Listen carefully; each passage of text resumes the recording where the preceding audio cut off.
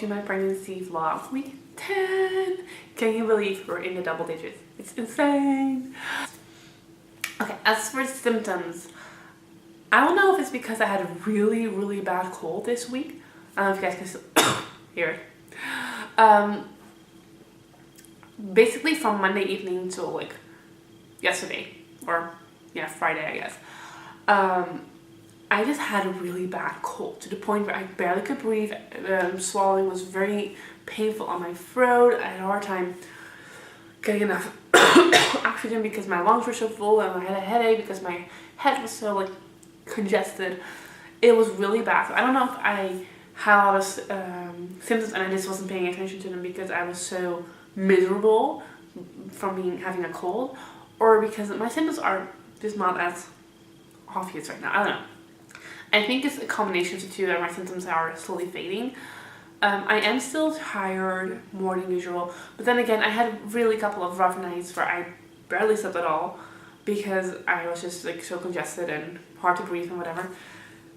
And when that was finally relieved, I did notice that I have to pee a lot during the night, and sometimes I just really am like awake after that, and I just go and walk my rounds into my living room, which I did with Logan as well. It's just, and I think about a lot of things pregnancy related and non-pregnancy related, and it just, I don't even mind doing it. I kind of like that time where everyone is asleep and you just walk up and down to the living room and, you know, get some time to like actually have a few grown-up thoughts and, you know, figure some things out for yourself. And as long as you can go back to bed after like an hour or so, it's okay.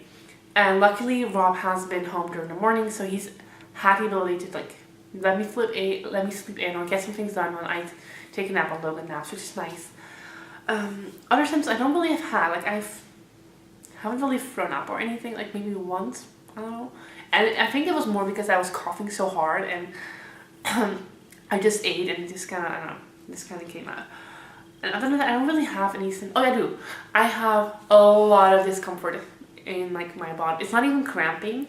It's more like I can literally feel my muscles down there, like right between your hip bones, like stretching and pulling, and really a lot of discomfort because my intestines are moving up right now, and or at least that's how I feel. Like they're squeezed up, and it feels so tight and like bruised almost. Like it doesn't feel like I didn't sit up or something, nothing like that. It just feels uncomfortable down there. And it only happens like after I had dinner, and it's just not, I don't know, it just feels like because I had a dinner, I don't know, it just feels like, I don't know, it's weird. You're getting at my point. If you're pregnant, you probably know because I had this with Logan too. Granted, it was later in pregnancy, but then again, my body knows what to do, so it just does it already, even though it doesn't need that much room to baby. So yeah, as for cravings and aversions, I just eat a lot. I'm just always hungry. And now it's to the point where I don't really feel satisfied anymore if I eat a lot. So I need to pay attention to that. For weight gain, I did gain 2 pounds again. So yeah, well, almost 3 actually. So I need to pay attention to that I don't overeat, because I feel like I could do that right now. Like I just feel constantly hungry, especially in the morning, and it kind of fades off in the afternoon and around dinner time. But still, I'm just really hungry. As for aversions, I don't have any new aversions. I mean, it's all the same, like dirty dishes and poop diapers and, you know, stuff like that. But then again, you know, that's been going on for the entire pregnancy. So yeah, that's that. I didn't even make a midwife's appointment update for you guys because I was so sick that I could only, like, I was either sleeping or finding a way to keep Logan entertained while staying on the couch blowing my nose. That was basically what happened. And at some point, I think at like Thursday or something, I was like, whatever, I'm just going to do it with my 10-week pregnancy update. I'll let you guys know how the midwife's appointment went. It went really well. It was kind of funny because I had an appointment with, there's 4 midwives and a backup midwife. Like, do you say that? Like, when one of them is on vacation, she's the one who does it, or who takes over the shifts. And I had an appointment with one of them, and the other person, there was another midwife, was like, oh yeah, oh Liz, you're here for your appointment, come on. And I'm like, wait, I'm not supposed to meet up with you. And as she was talking about what changed the last year in the office, or in the clinic, or whatever you call it, she explained that the person that I did make an appointment with got sick for a longer period of time.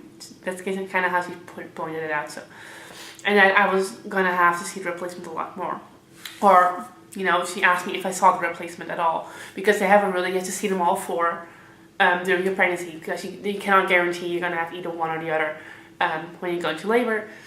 So now she says that the backup one is working a lot more, and that then maybe like halfway through my pregnancy a new one will come in. So that's kind of what she prepared me for. I don't really mind. Like, honestly, I kind of like them all, so as long as she has the same vision, which is exactly what the entire office stands for, I'm good. Basically, we talked a lot about my pregnancy with Logan, my labor with Logan, things I want to do differently, things I really liked. The funny thing is that my file said that my last appointment was at 36 weeks, and that I was handed over to the gynecologist to the hospital. And she's like, why did we do that? Because they didn't put in a reason other than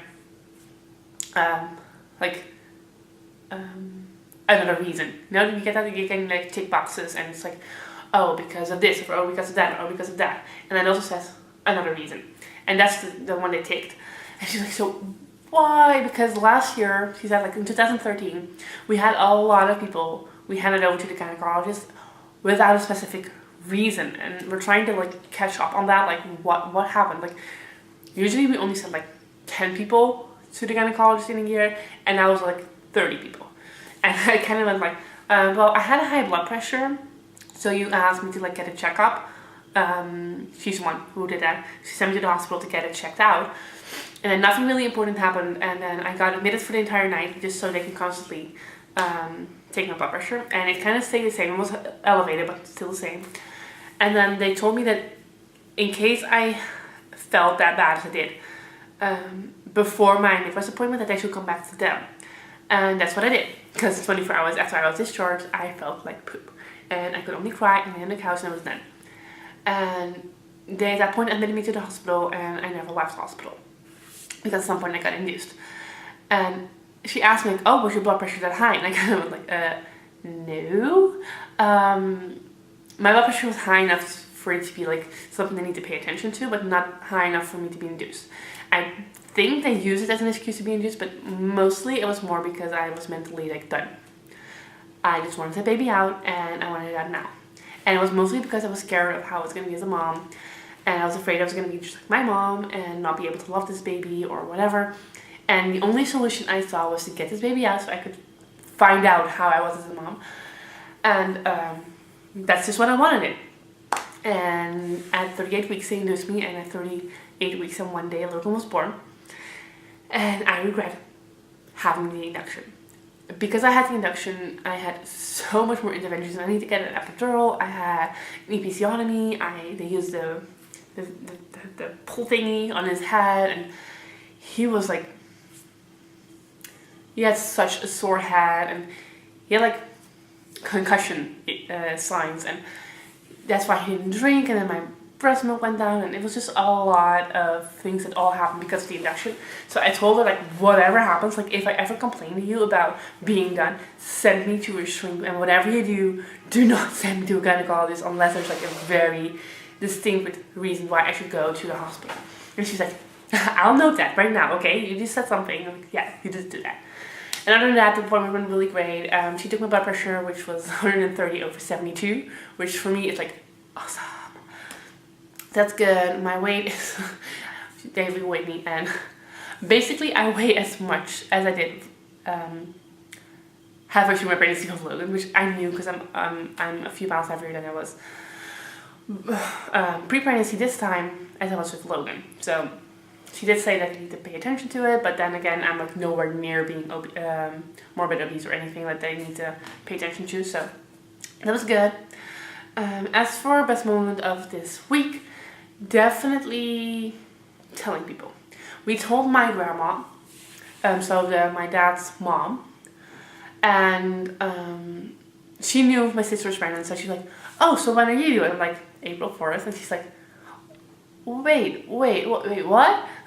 Yeah, and my sister's due April 1st, so that's really funny. She didn't really Like, she's like, wow, your dad's gonna have a really hard time that month. Like, you know, being scared whose daughter is gonna go into labor first, and you know whether it's gonna go all right, and like visiting the newborns and everything and helping out. So she kind of had a little giggle of that.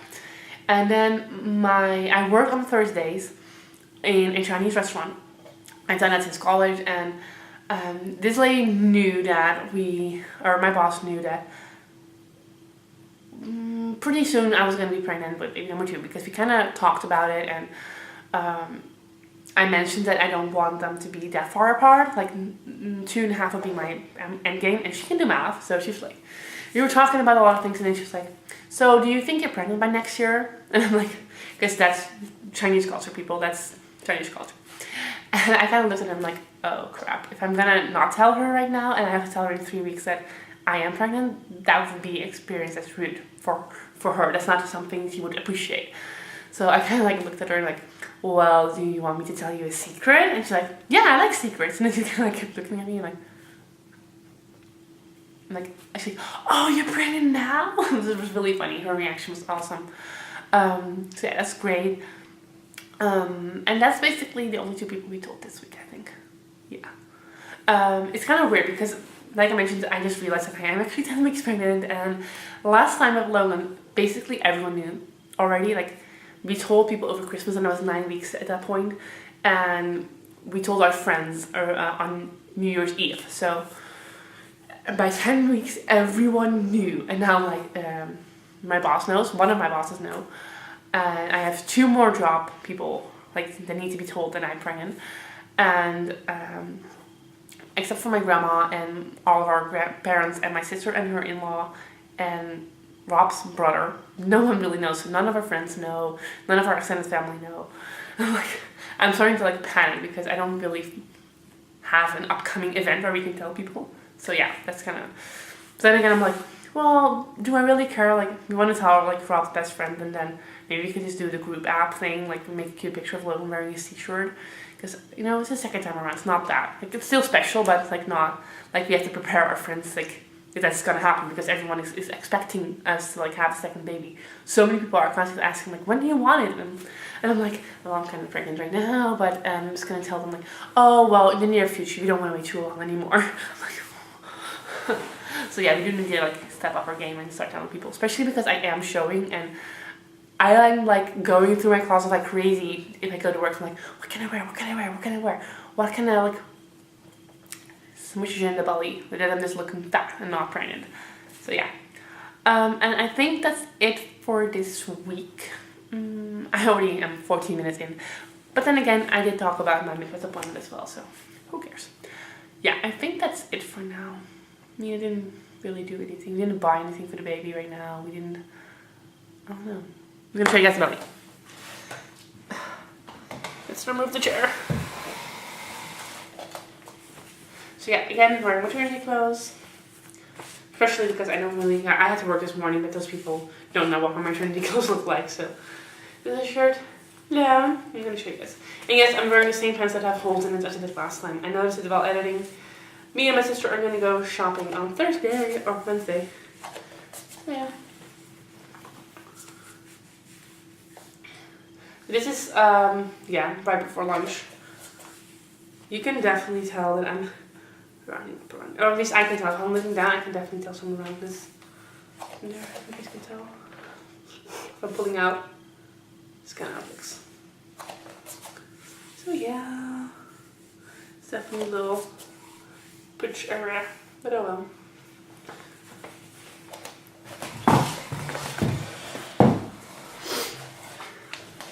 So yeah, that's it for this video. I hope you guys enjoyed it. If you have any questions or comments, then please leave those down below. Thumbs up this video if you cannot believe I'm 10 weeks pregnant already. And I'll talk to you guys in my next video. Bye everyone.